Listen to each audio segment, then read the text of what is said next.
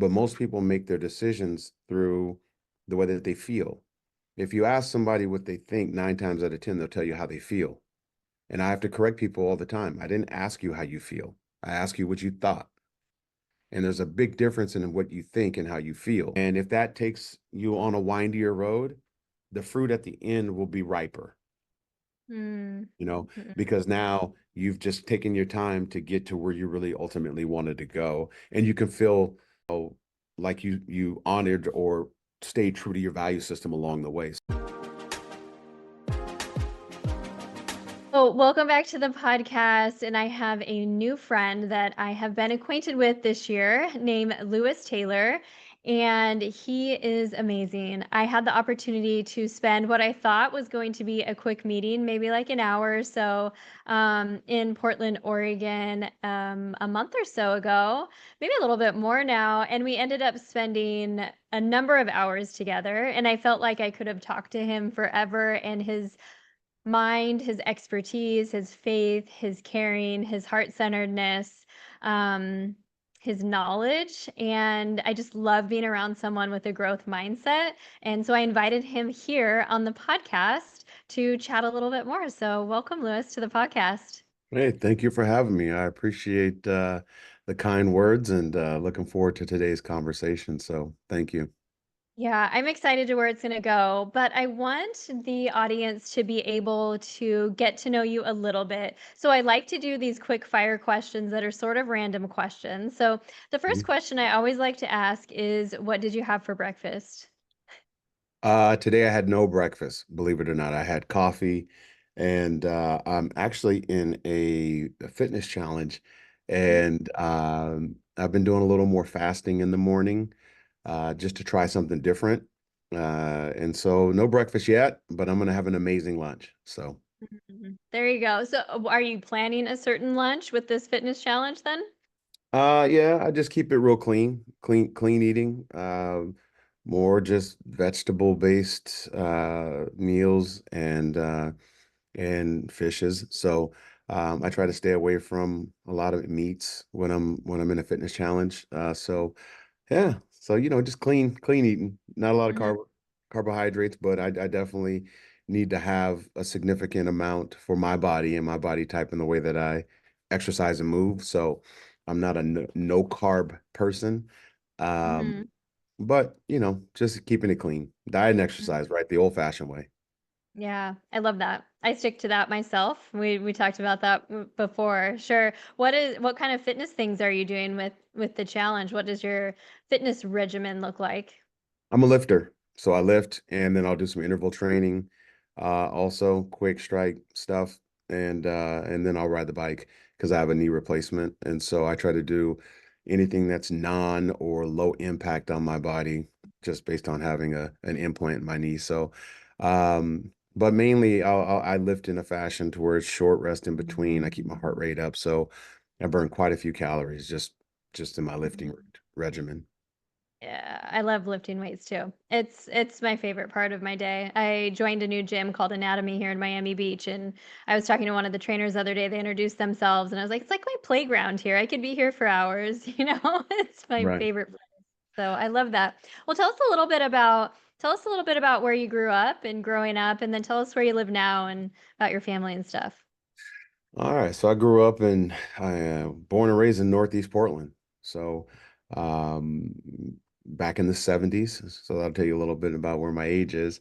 And grew up in the city and spent most of my time, using public transit and things of those sort. And now I live outside of the city in the suburbs in a town called Westland. And I've been here for gosh, it's been 20, yeah, a little over 20 years I've been here. So this is my community. This is where I found peace, and I really enjoy it. So, Yeah. And I know that's something that's important to you with your kids and giving back to kids and families. Tell us a little bit about how you do that in the community. well, kids are near and dear to me. I think that especially that middle school age to high school, early high school. I think there's a lot of molding that can take place there, habits that can be formed if you have the right type of influence, or, you know, have the right type of language that motivates kids. So I've been fortunate in that I know how to, relate to kids that age. And some of it is predicated, from my story, my own individual story.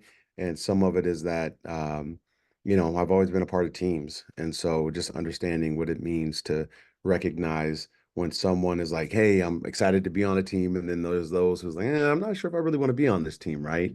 And so how do you turn towards that child or that individual, to let them know that you see and value them in a way that may not be just, the cliche or the rah-rah type of scenario. So anytime I can pour into children, I do that. It's so special to me. I'm the chair of the school board here, public school board, which is Westland Wilsonville School District. So I continue to do a lot of volunteer work in that space. I've got two daughters myself. My oldest just graduated. She's now 18, headed off to the University of Oregon, and my youngest is a sophomore, a rising sophomore, and she will be at Westland High School. So um, it's great.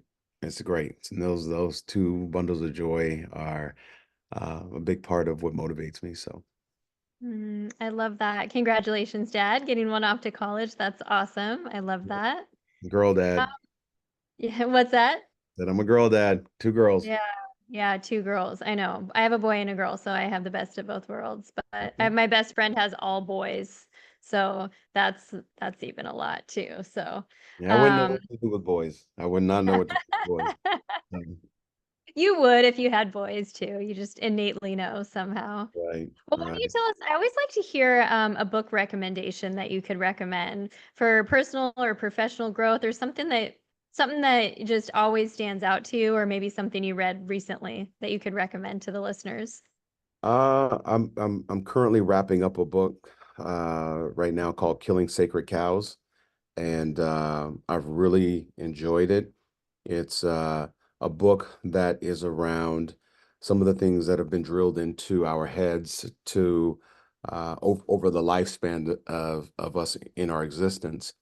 And and it's some of those things that are just, are they myths or are they not, right? And so it it being in my business, being an investment advisor, there's a lot of myths that have been preached into the public's head, like, hey, you need to save X amount of dollars, hey, you need to put this money away for retirement, or hey, you should have this as an emergency fund.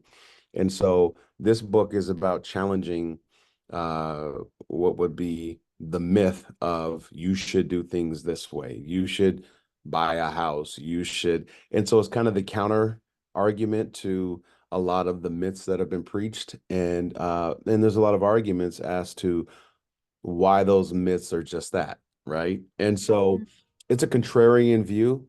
And I'm not a traditional investment advisor. When I say that is that I don't believe that I'm the solution to everything that happens in a person's life. Um, I believe that I have pathways to solutions. But this book is great. I mean, as far as just giving you some different perspectives and some different things to consider and look at, and it makes you a better planner. And it also affirms some of the things that I believe that are outside the traditional way of thinking. So there's some affirmations there, there's some disagreements there. It's a good book. And so mm, I haven't heard of it before. I'll have to check into it. Why yeah. don't you tell us a little bit more about the work that you do and maybe what are one of those affirmations that you received and one of the beliefs that you have that might be non-traditional in the work that you do? I'd say that I've always treated my clients like they're a corporation. And that's a different way to think about yourself as an individual, right? And so the way that I plan, or the way that I, strategize around investments, is treating individuals and companies, especially small businesses, to think like a corporation. And that could be from tax strategy, that could be from the way you manage cash flow, it could be for the way that that you're structuring your purchases of capital equipment. And so a lot of times when people walk in my door, they're typically coming in with a pain spot. And that pain spot is something that needs to be fixed, or it could be a pain spot that, hey, I've been blessed in this new way. And with all these blessings, I'm starting to feel some type of pain. And that pain could be fear. I don't want to mess this up. It could be I'm at a new level and I don't know what to do at this level. So I'm unsure of how to manage or shepherd what I have. And so, um, but when I'm thinking through them and what they want to see happen for themselves, I'm treating them like a corporation. So I say that's a little bit different than a lot of advisors. Most advisors just want you to give them all your money and they manage it. And then you should just follow me with blind faith. And so I challenge my clients that I work with, whether it be businesses or individuals, to I don't want you just to follow me blindly. I want you to challenge what I'm trying to introduce into your life. And so that's unique from what I've seen out there. And it's also not for everyone. I'm not for everyone, and I'm okay with that. So that kind of gives you a little bit of a glimpse into what working with me might be like, or how I'm thinking when I meet with individuals or companies. I like that. Can you give us a little bit more about what you mean, like looking at them as a corporation? Um, can you break that down a little bit in case someone doesn't really understand? Yeah, so corporations are looking at a number of different things when they're looking at a balance sheet, right? And so you're looking at assets, you're looking at liabilities, you're looking at profits, you're looking at losses, you're looking at gains, you're looking at all these different moving pieces, right? And so what I'm looking for and what most people struggle to tell me is my job is to make your money work for you the way that you want it to. And so a lot of the questions that I'm asking individuals is about the life that they want. It's not the life that they currently have. And Mhm. so people struggle to know what they want. And so if you don't know what you want, how am I an asset to you? Because I can't tell you what you want. And so if you don't know what you want and you're trying to figure it out and you're asking me to help you, you're setting me up to fail because your Mhm. wants could change and shift all over the place. And I could be designing or creating a strategy for you that is not going to meet what you want because you don't know what it is. So what I mean by that too is that if you're looking at making a purchase, does it make sense to run that purchase through your company, or does it make sense to just run it through your personal balance sheet, right? And so when you treat someone like a corporation, usually we're looking to make purchases through the company, and then we're looking at depreciating whatever that item is that you've bought, which is going to create a greater tax deduction for you and a better tax result for you. And so anything that I do with a client is basically centered around how do we maximize the tax strategy with it? How do we maximize the least amount of an effect on your cash flow? How do you forecast, right? Is this a purchase that you should be making in this moment? Maybe it is, maybe it isn't, right? And so timing is important. And corporations and corporate strategies look very different than individual strategies. So Mhm. I'm a, and that's a small way of letting you know we want to weaponize everything you do to work for you. And so if you're just planning like, hey, I want to put money away into an IRA, great. What does that really do for you? Saves you a little bit on taxes, but that's not that great, right? So looking at people through that lens, it opens up a lot of things that they've never thought about. But also because they've never thought about it, or maybe they've never viewed themselves through that lens, it introduces in a lot of I won't call them insecurities, but a lot of a space for to be unsure, right? Because I'm taking them down a path that they're not familiar with. So that kind of gives you a little bit of a glimpse into it, but it's looking at every single line item, every single cost of goods, and how do we make the best margin for you as an individual. So that's what it is. Mm. I love that. And a few of the key takeaways that I heard you say that make it different, and what I know working in finance is often we were looking at assets. We would ask about the other things too, but the intention was really, we want to get some more assets under management, or traditional wealth management or investors would want to, do that so then they can make a commission, whether they're the, we won't name the names, but we know the big firms out there. And what I heard you say is you take a personal interest into everybody. You want to know what their dreams are, their desires, so you can start forecasting and helping them make the right decisions, not just where are you going to put your money, but how are we going to meet your goals, and how are you going to be able to design and live the life that you want?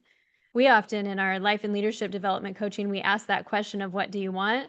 And people have a hard time answering it. I do. And so really getting clear on what you want, I think, is that first step. But it really goes to show how focused you are on your clients and how exceptional you are at what you do, because you're going the extra mile, and it's like you're walking through life with them to help them achieve and live the life that they really want to live. Yeah, it gets a little interesting when you get into asking people about the vision that they have for themselves or their family. And oftentimes you see that the vision, when I sit at tables with spouses, significant others, or partnerships, you start to see that a lot of times the visions that each individual has doesn't align. And so Mm, you find that in your marriage, you find it in your partnerships, and then it's like, okay, so now I'm making two different sets of plans for a family or a couple or a partnership, right? Because you might have one partner or one spouse that is aggressive, you might have one that's conservative, and they're mhm, not willing to toe the line. And so now, knowing that, we need a collective vision for where you want to go. And then mhm, in knowing your collective vision and the life that you want, either together, or is this a life that you're going to be living apart? Right. And so sometimes these conversations create an environment where you can feel the tension in the room of conversations that have not taken place. Right. mm, And so I can't effectively do what I need to do for them if they're not in alignment on the vision that they have for the collective, of their family or their partnership or their marriage. And so, the thing that I talk about the least, and this might be surprising to you, it might not be surprising to other advisors, the least thing that I talk about is what investments we're going to put their money into. It is mm, the smallest part of the conversation. And once we get to that piece, I mean, it's really, really simple. Unless there's a situation that's really complex and I have to design something that is to meet a specific intention or a specific need. Um, we talk very little about investments, which is, you would think that it'd be all centered around investments, but it's not. At least in my company, it is not that way. I'm really good at picking stocks and bonds. I'm not. That's not what we're gonna have to figure that out, right? If you felt mhm, like I wasn't good at that, you wouldn't be in my office. So there's that part. Now, mhm, um, so it can be, time consuming too. And people aren't ready for this because you're not going to rush into a relationship with me. I'm mhm. trying to figure out if you're a good fit for me, just like you're trying to figure out if I'm a good fit for you. And I'm okay with walking down that path instead of running to something just to make you a client. So I got to Right. figure out, yeah, I got to figure out if you're something I want to sign up for. And it doesn't matter how much you have or don't have in that equation. So Mhm. I love that about you so much, and you can tell how intentional you are in all of your relationships. Interesting that you said you show up and sometimes partners are not on the same page with their vision, or it's something that they haven't talked about. In our work, we see that too. And one of the biggest challenges that I hear is I don't want to outgrow my partner or my significant other, my spouse, my wife, my husband. Um, and that's one of the reasons why at our conference, the Amplified World Conference that you're going to be at too, and we're going to hear yeah. from you, is we're actually doing, after the event, Joel and I, my husband, we're doing a couples event. where the couples can attend the conference together to have their minds expanded, which is just what you talked about that you do with couples. You show them what's possible then when they didn't even know it was possible. And then have conversations around what they want their life to be like after they've had this opportunity to expand. Um, One of the things that you're going to mention that you're going to do a workshop on at the conference is this idea of, and I think it's just so important, is data-driven decision making Hmm. versus making decisions. I, big and small, people make decisions based on fear or guilt or feelings all the time. Should I go to this thing? Should I say yes to this? Should I buy this? And people are making decisions not using data. And so tell us a little bit about that and how you help people with that. For me, data, I mean, emotions and feelings are just data, right? Mhm. So, your emotions are there to alert you, not guide you. But most people make their decisions through the way that they feel. If you ask somebody what they think, 9 times out of 10, they'll tell you how they feel. And I have to correct people all the time. I didn't ask you how you feel. I asked you what you thought.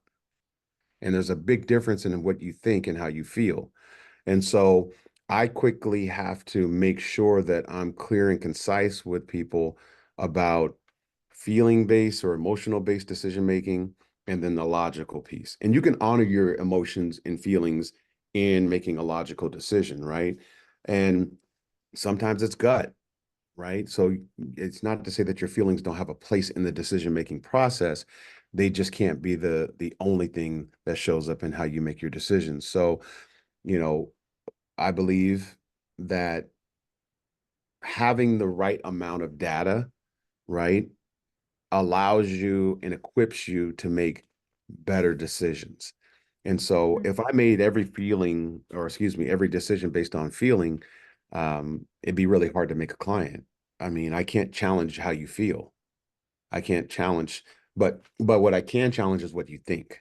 I can challenge your thoughts, but I can't challenge your feelings. And so if somebody says, well, you made me feel a certain type of way, and I'm angry about that, I can't say, no, I didn't. Mhm. Right? Mhm. Now, Mhm. and I know I'm not responsible for the way that you feel after I deliver a message. That is your own thing. But if you're feeling a certain type of way about something that I've said, it should alert you to say, why is this making me feel this way? I need to Mhm. come up with a question to understand why I'm emotionally being pulled in a direction that I'm not comfortable with. And so you might not have that answer in the moment, right?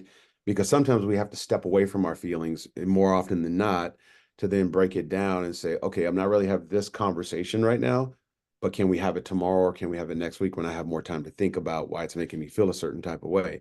And so the nice thing about what I do is in some of the things that we'll be discussing at the conference is how we use data mainly through numerics because of I'm an investment guy, right? Um, and so how we arm our CEOs and our small business owners with data-driven reports that can create a platform that allows them to make a decision. Do I hire someone right now? I don't know if I can afford it, right? Do I make this investment in this capital equipment? Do I invest more in marketing? Do I need to consolidate? Am I using the talent that I have already on my team in the best way? And what we do is through the process that we take people through in creating these data slash dashboards and reports, it usually exposes things from within the company. And what I mean by that is if you've been a horrible leader and you've been horrible at how you manage your finances or how you've made decisions in the past, it's going to get exposed. So I Mhm. routinely tell people, don't come sit and meet with me and my team if you're not ready for things to be exposed. So exposure doesn't always mean it's a negative thing either, right?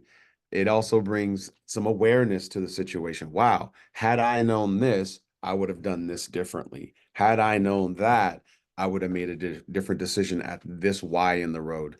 So what we help do through making data-driven decisions is kind of unmuddy the waters when you come to whys in the road, right? And it allows you to take a direction that gives you a sense of confidence because we've seen it. We take the history, we look at where you're trying to go. But there's a lot of conversations that happen in between there prior to us being able to do what we do. And more importantly, too, is the human piece of it. Humans are different. And a lot of times inside of organizations, you have humans in the wrong place. You've pigeonholed, you've given all these extra responsibilities to someone, and now what they're actually great at is what they're spending the least amount of time doing, right? Mm. And Yep, so, that part. yeah, so Mhm. we help people like expose like you're using this talent in the wrong way. And Mhm. so and we know that because we see the impact of the misuse of talent in your financials. And so Mhm. I'm excited about that piece of it. I'm excited about helping, leaders understand where they have holes and blind spots. And that's okay. It's not a bad thing. We all have them, right? That's why they're called blind spots. They're blind. So, uh, Yeah, no, we all have blind spots. And we've talked about mentorship a couple of times without really saying the word mentorship. You mhm. talked about being a mentor to youth in the Westland community there in Oregon. You talked about being a mentor to your clients. You're not just the investment guy, the strategy guy. You're mentoring as well. You said something that I wrote down that was like, I didn't ask you what you felt. I asked you what you thought. And Right. most people come back with how they feel. And that's so valuable though for us to be able to sit back and think like, oh yeah, how am I, asking those questions, taking that time to really understand where it's coming from, and then using some of that data that you're providing to make the best decision based on where we want to be and how we want to go, because each and every day we want to show up as our highest and best and do the best for ourselves and our teams as leaders. And yeah, we need that mentorship sometimes. Can you tell us about how mentorship has played a role in your life? How has that made an impact in your life with the mentor that you've had? Yeah, and I'd say, most of my working career and I mean most of my life, I never had a mentor. I was always just surrounded by people who were doing things that I knew I didn't want to do. And I seen the results of those behaviors and the impacts of the decisions that they were making on their lives. And so that served as my mentorship for me for the most. Do you want to expand on that a little bit? So basically, just an example would be playing college sports. You know, everybody wants to be bigger, faster, stronger, right? When Mhm. you're playing college football. And so there's cheat codes to things. There's drugs, there's alcohol, there's all different types of things that come into the equation. And if you're someone who's trying to get bigger, faster, and stronger, the quickest way to do that is to take some type of supplement or a drug. And but we get to see the impacts on your behavior, your anger levels, the way that you behave, the way that you are off the field, right? And once you start seeing the results of that, which aren't necessarily, they don't, just jump to the top of the equation, right? They don't come out quickly, but over time, things start to break down. Now you're getting injured because you've put on too much muscle on a frame that's not built for that much muscle. And so now you start to see kids that are tearing pectoralis, they're tearing hamstrings and things of that sort because they bulked up too quick. So seeing something like that is something I knew wasn't for me, right? And so in that moment, I see those results and it makes me say, okay, I'm learning from what I'm seeing there. Don't want to do that. I see it across 10 or 12 athletes. Don't do what they do, right? But I didn't have someone telling me, hey, don't do that, right? I didn't have a mentor saying, hey, be careful of these drugs, be careful of the impacts or the effects of these things. So that's just a small example, uh, without getting into my own personal story, that shows you kind of that's a watching someone's words, actions, and responses is a mentor. I'm like, I don't want to go down that path. So, but because I didn't have a mentor, it was just learning by trial by fire, right? So, I learned a lot of things the tough way, and I took a lot of risk and just had to kind of figure things out. But the best thing that I ever did for myself was I hired myself a coach. And we hire people to help us in almost every area of our life. We go find doctors to help us with our health. It might be that we go get a naturopath. It might be that we go find a chiropractor to help us stay in alignment. It might be that we'll go find an accountant to help us with our taxes. And we go pay for all of these different services for the material things in our life. And the biggest thing that we possess is ourselves, our own mind, body, and spirit. And so I wanted to be the best version of me. And the only way that I could be the best version of me is I needed someone in my life who would challenge me. And so, as a leader of an organization, your employees are not going to challenge you. As a leader of your household, and I'm a man, so I'm gonna speak through the lens of a man. But as a leader of my household, um, sometimes the people who follow me don't challenge me the same way. And so blindly living your life without anyone challenging you can set you up for danger. And so I hired a coach and over the last 4 years, and it's really helped change my life. It helped me see myself through a lens that I never saw myself before. It also made me aware of how I'm perceived publicly, you know? And so now having someone who doesn't care about my feelings in my Mhm. equation, who's able to just say, hey, I know you feel this way about this. Cool. That's the data. That's the awareness. And now I break my life down a lot differently after hiring a coach. I mean, I break down my successes and my failures. Neither one of them has more value to me. I learn the same from both of them. But if I don't understand how I've been successful and how to maintain and repeat what helped me achieve that success, how do I make it repeatable? Mhm. Right? We do that with failures because the impact of failures moves us emotionally, right? When's the last time you, and this may not apply to you, but to some of the listeners, when's the last time you celebrated yourself or celebrated an accomplishment that you had in the same way that you celebrate if your favorite team wins a national championship, Mhm. right? They'll It go out doesn't and happen often. We it, forget to celebrate. yeah, and we don't even forget. We just choose not to, right? Mhm. But you'll go choose to go downtown and march in a parade because your NBA team or your NFL team won a championship. When's the last time you formed a parade for this amazing promotion that you had, right? Or this amazing accomplishment that you had? A lot of times it's like, oh, well, I'll just have a nice dinner and then that's it.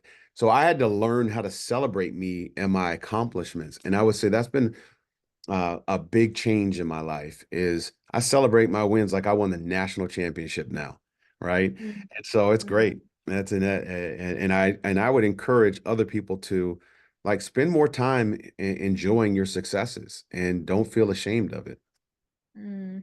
I love that so much. I like to call it collecting evidence. We should be collecting evidence every day. In fact, I started this year because I knew this year is really a character and capacity building year for the growth things that I'm doing personally and within our company.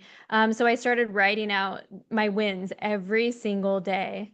And you know what, Lewis? Sometimes the wins are like I'm stretching, and Right. sometimes the wins are being able to quickly reframe what society or what I would have initially thought was a failure or a loss, and being able to see it as a win because I'm able to uncover what I learned from it Hmm. and continue going. And that's something that you mentioned, and I think that that's really challenging for people to step into. How were you able to start beginning to see failures the same as wins, or put them in the same lens? Like, what was there something specifically that your coach worked with you on, or just something you practiced over time? Yeah, me and my coach, we work on repurposing negativity. Right. Mm, So repurpose is a big word for us. We say, how do you take this trial or this thing that was having a negative impact on you in this moment and turn that negative event or that negative outcome into a positive thing, right? And you can repurpose losses and failures very quickly to make them things that empower you and make you extremely profitable. right? Your failures make you more relatable. Mhm. If you're someone who's only having success, people can't relate to you.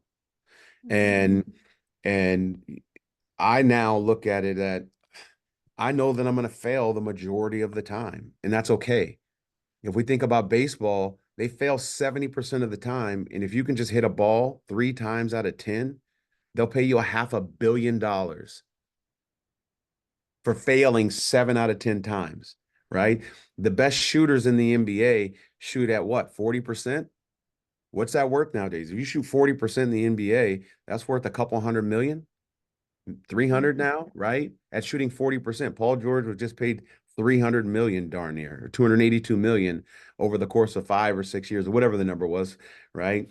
For shooting 40%. So that means he's failing 6 out of 10 times. So in business, I understand that if I fail the majority of the time, that's okay. I can still be very profitable and I can still run a really successful business failing the majority of the time. But I have to understand how to repurpose those failures to make them work for me and not against me. Right, and there's 2 really important things I think that you said there. First was that technique of repurposing the failures and reframing. I like to call it reframing, but repurposing and looking at how you're gonna use that as a growth opportunity and expansion opportunity. But the second thing I think that's really important is where people get stuck, and one of the reasons why we're having this conference and why I kinda like to call it a growth summit is because the people attending have reached a level of success right now that also is the thing that's holding them back from their next level of success. And the reason that you can have failures and repurpose them is because you're shooting bigger. You have big dreams and big goals and big visions. It's not that you're just something I used to do when I was in my corporate career. I would only say yes to the things I knew I was good at, Mm, which kept me right here. mm. And a lot of people, because we're comfortable with this level of success here at this same spot, they continue to do that. And so I also love what you said about failures and vulnerability really deeply connect you with others and it makes you relatable, whether that be personally or professionally. And so if you're not shooting big enough, if you're staying stagnant where you're at your comfort level, you're never going to be able to step into this highest and best self that you're speaking of, where you're able to repurpose your failures and celebrate your wins. Yeah, I look at it as I don't look at my failures. Yeah, in spite of my failures, I was successful. It's because of my failures. And it's Right. because of my ability to recognize um, that out of every failure that I've ever had, there's been a huge blessing on the other side of it. And so now I start to look at failures for, I'm trying to find the blessing within it, right? Right. And so it also allows me to kick that failure aside and move on, right? And so we give ourselves, my coach is really good about it. He was like, hey, I'll let you stay in the valley tonight, soak in it, enjoy it, tell the world what you think of it. But tomorrow we wake back up and we get back at this thing, right? And so we don't stay in the valley long. We acknowledge it. We do deal with the emotions that come with it. But tomorrow, it's what's next, right? Mhm. And so anytime I fail, I just move on to what's next. I don't have time to stay in that space. So helping people to just not get bogged down by emotions is a big part of it. Hey, recognize them, feel them, have it, and then move on. It's time to move on. So Mhm. For sure. How important is it to you to build relationship with other growth-minded people? I think growth minded is vague for me. Mhm. Um, I think that we're all growing in different ways, and Mhm. so I understand what you're saying. Um, I guess maybe with varying perspectives, we could say that. So instead of being around people that are just like you, right. that, you hang out with all wealth management people or all people with similar values, how important is it to get in a space where you can be around people with alternate perspectives? Extremely. I don't need to Mhm. be around a bunch of people that think and believe and act and behave just like me. I have no interest in that. Mhm. Um, the way that I've learned the most is by being with people that I have nothing in common with. I mean, Mhm. there may be something that we share, and um, it might be that we have a share of a love for food. And we think different politically, we think different religiously, we think different about the way the world should operate, but we share a common denominator in that we both enjoy food, right? And so anytime that I engage with an individual or another entity, is I'm trying to figure out what currency are we exchanging, right? Am I exchanging emotional currency for character currency? Am I exchanging cultural currency for spiritual currency? And so I don't know what someone wants from me. So I'm trying to identify what it is that you want from me. And you should be trying to figure out what it is that I want from you. And then we need to figure out how we have an exchange of those wants, Mhm, right? mhm, And so I'm looking for something from you. And I hope that you're looking for something from me. And if you're not, when people say, well, I don't really want anything from you, then I don't want to talk to you. You should want something from me. mhm, Hey, mhm, what's the point of us going down this path if you don't want something from me? You know, mhm, I tell people, yes, I do. I want your business, potentially, right? mhm, But there's a lot of mhm, other questions that I need to ask you before I feel like if your business is good for me, mhm, right? And so I usually go into any situation trying to recognize what people value. And if I can identify what they value, it allows me to see if I'm willing to honor those values.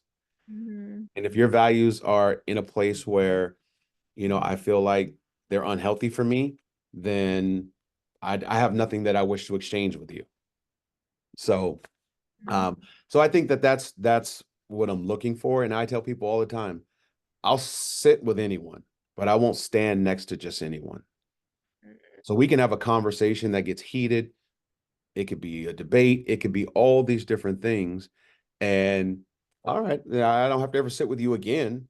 We definitely won't stand on a podium next to each other or something. But I'm mhm, definitely willing to sit and hear what anyone has to say. And I've learned so much by just keeping that open minded mentality. So 100%. And I've learned much, much more from people that have been labeled something by society, right? Crazy, or, you know, we're just all passionate about different stuff. So, mhm. I agree with that so much, and it really helps that just that idea of having an open mind to being what's possible, it really helps shift and shape what's possible and expand. And maybe you don't I find that sometimes I don't agree with people, but it like triggers something in my head. Oh, they're doing this way. But you know what? I could take it and do it this way, and this is important to me, and this matches my values. But I wouldn't have ever thought of that if I didn't hear this person talk about what they were doing or what they believed or what they thought, and it's just so important to be around those people. well, Well, oh, go go ahead. ahead. Oh, I was going to say, and what it comes down to is that we've all been brainwashed to believe in sacred cows, right? Mm, We've been right. I'm indoctrinated so into a interested in that system. book now. Oh yeah, I mean, you might have been indoctrinated into a system that created a sacred cow for you, and then all of Mhm, a sudden someone disrupts what's always been taught to you, and they give you some contrarian view or a different way of looking at what you've been taught, and now you're struggling with it because for mhm, your whole life you've been fed this thing, right? mhm, And now all of a sudden this person says, "Oh man, do you know that you were, sold the bill of goods?" And you see it all the time with ancestry tests where people tell you, "Oh, well, we're Irish and we're from this pair." And they take the mhm, test and they're like, "I don't have any Irish blood in me at all." And my mom and dad told me that I've been Irish. And so I've been walking around telling everybody that I'm Irish, right? So, you were sold a sacred cow because mhm, it was mhm. cool to be from Ireland or it was cool to have Irish blood in you, right? And um, so that's where we get, but seeing people who have differences allow you to disrupt those sacred cows and think about them through a different lens. So, For sure. I was having a conversation the other day and we were talking about the importance of being able to build the trait of non-judgmental curiosity. Like genuinely asking questions and being curious without having judgment tied to it. So without having what you're saying, like your sacred cow, your subconscious, your beliefs and anything tied to it. It's just being open and curious and interested in other people and what they have to say. That's why I love living here in Miami Beach. Oh my gosh, it is so diverse. I can just go out and start asking really open-ended question. It's the most fun ever because you get a variety of different answers. Yeah. I will, What and what I'll tell you this what before Oh you yeah, go. move to your next question. I want to make sure that I give credit to a really good friend of mine who actually she's dope. She's a brilliant businesswoman and a better friend, and she's going to come to our conference also. But she was the one who recommended the book for me, and we just decided that hey, let's read this book together. And she kind of Oh, told fun. me about it a little bit, and she asked me what I thought, and I was like, I don't have any opinion because I haven't read the book. And so she knows who she is, and I just want to make sure that if she ever hears this podcast, that I give her the credit for exposing me to that book because I've been having a lot of fun in it, and I wouldn't have ever known about it if she didn't tell me. So, thank you, I love Dee. that. Yeah, And I can't wait to meet her too.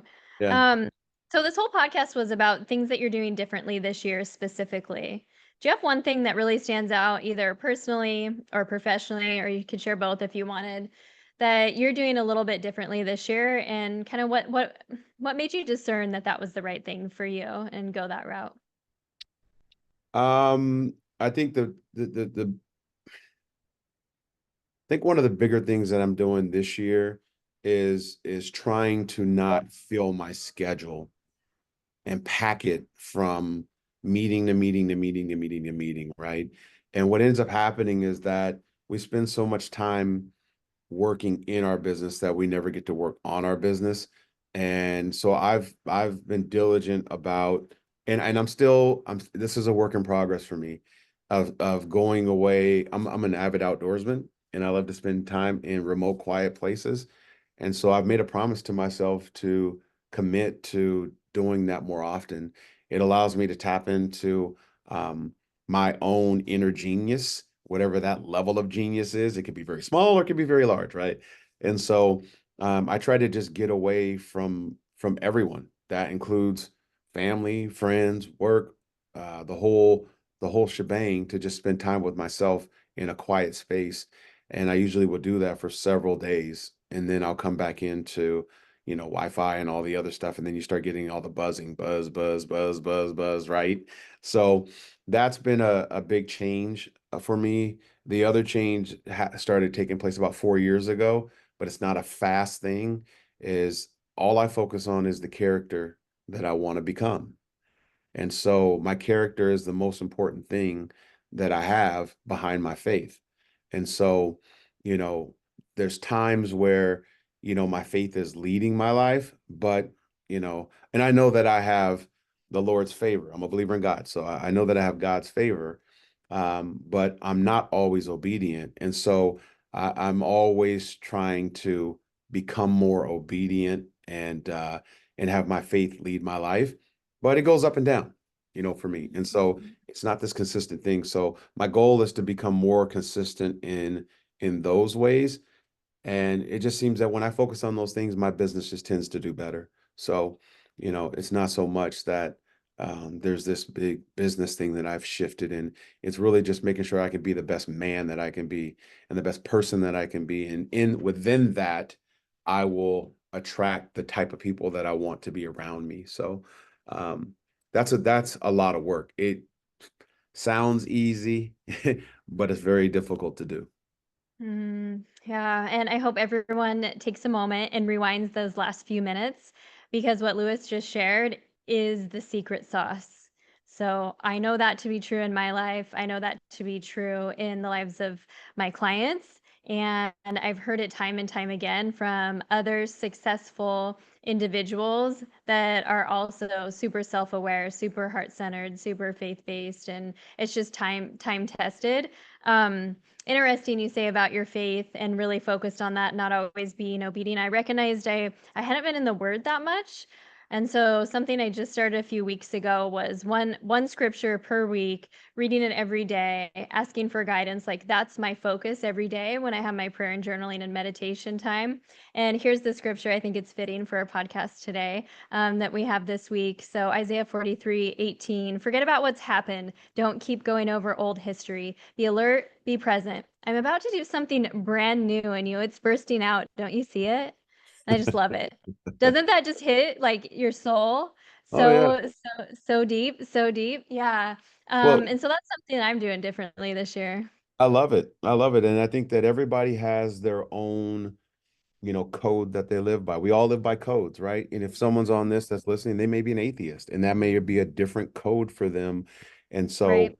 and that's awesome because everybody has a code that they live by. So whatever that is, and whatever allows you to um, connect with yourself, it may not be faith, it may not be character, it may be, that you're a spiritual person, right? Mhm. Mhm. And however you make a connection with this, that spirit can be a driving factor. And then that spirit will lead you to other spaces that maybe it's your business or maybe it's your family. So um, definitely, I'm Yeah, excited about those figuring it out. changes.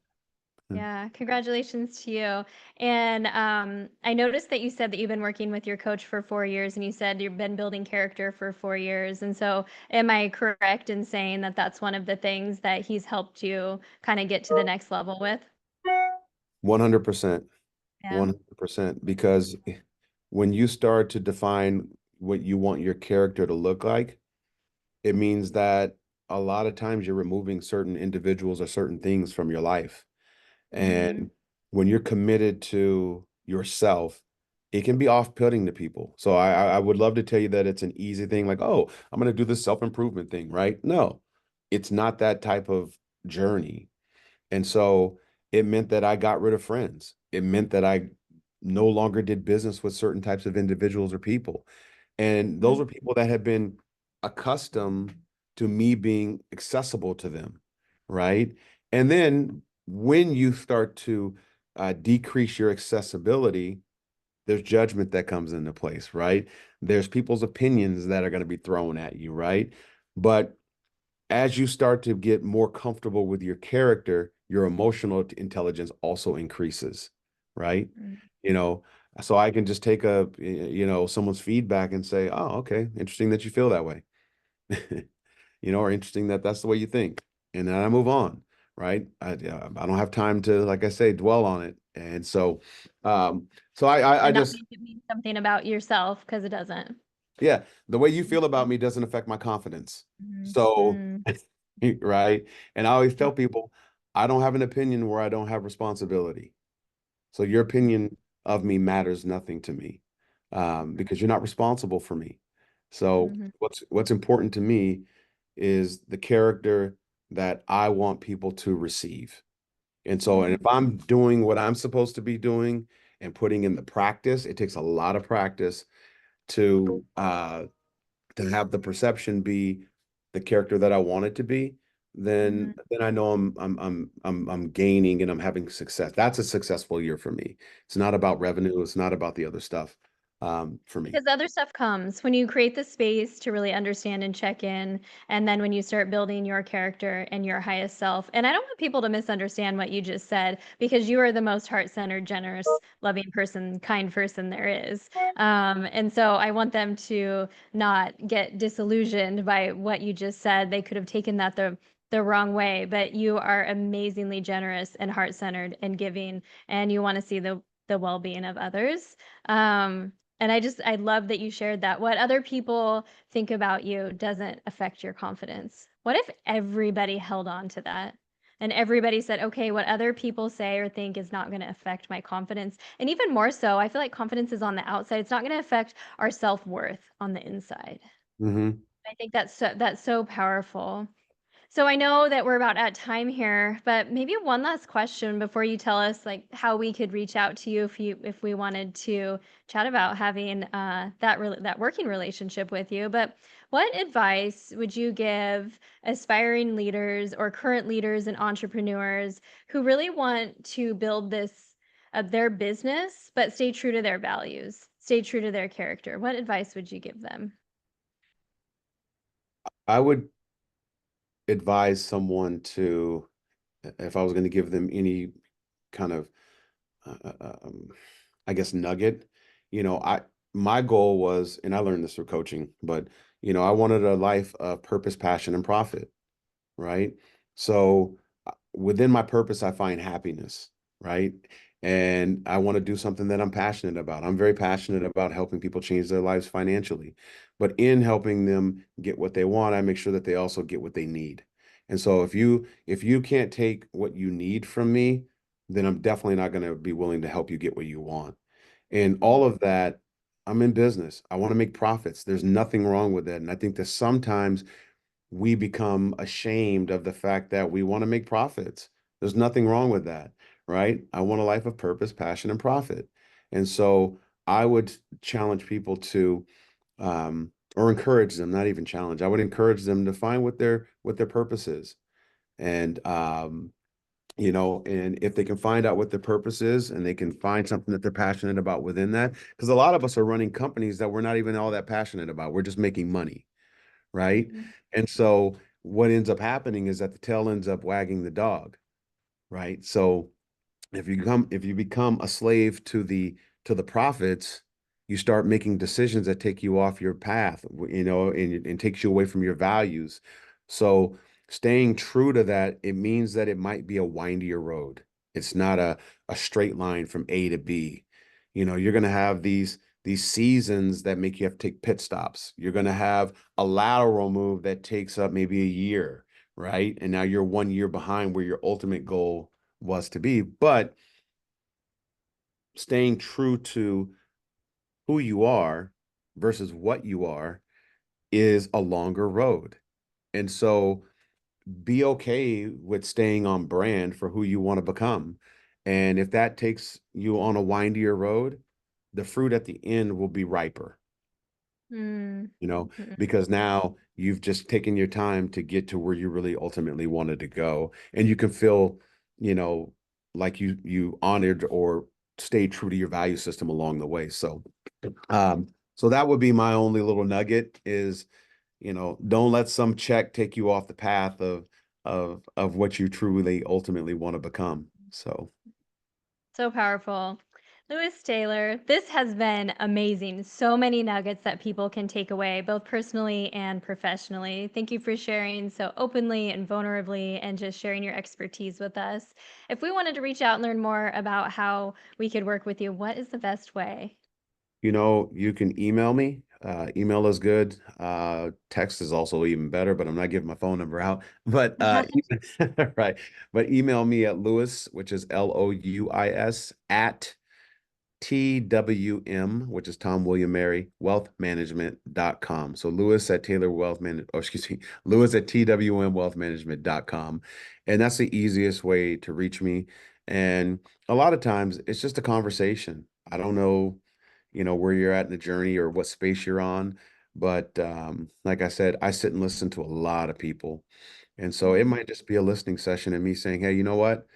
I don't know where you're at in this country, but I got someone that I can point you to that can would be the good next step or the good next conversation. So I don't have to be the answer to everything, but I definitely pride myself on being a conduit to the right information. So Lewis at twmwealthmanagement.com.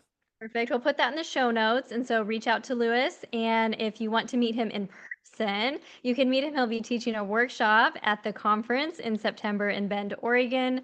If you need more on that, you can text the word Amplify to 503-386-2981, and we will send you all of the details and you can learn from him there and meet him in person. So, Lewis, thank you so much for today. This was such a blessing, and we hope you have a beautiful rest of your day.